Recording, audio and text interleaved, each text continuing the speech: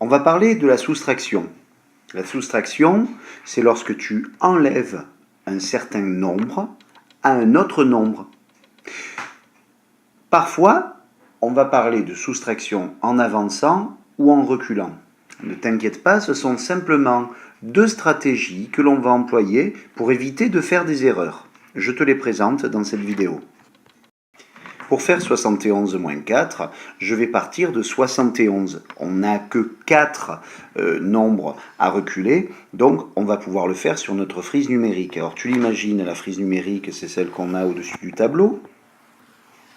Hein, on a 71 qui est ici, d'accord? Et on va sauter de 4 vers l'arrière. La petite stratégie que je t'ai montrée en classe pour ne pas trop se tromper, c'est de s'ancrer sur les dizaines. Donc ici, on a 71. La dizaine qui est en dessous, c'est 70. Et ensuite, on va avoir les nombres d'en dessous. Donc je vais devoir sauter jusqu'à 70 et encore sauter parce qu'il nous restera. Donc pour aller de 71 jusqu'à 70, je vais descendre de 1. Et il va encore falloir que je descende de 3 pour que 1 plus 3, ça donne ce 4 là. Tu te rappelles, je dois reculer de 4. Donc je recule de 1 et encore de 3. 1 plus 3, ça donne 4. Donc ça fait 71 moins 1, 70. 70 moins 3, 67. Le résultat de cette soustraction, c'est 67.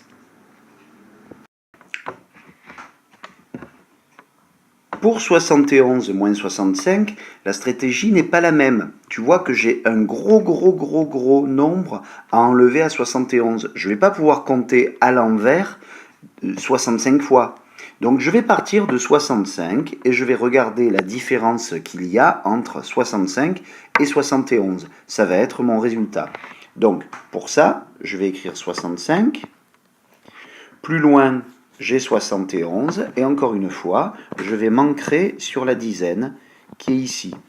Maintenant, il va s'agir de déterminer quel est le saut que je fais jusqu'à 70 et quel est le saut que je fais jusqu'à 71. Et là, je vais utiliser mes compléments à 10 pour m'aider. De 65 jusqu'à 70, je sais que c'est 5. De 70 jusqu'à 71, je sais que c'est 1.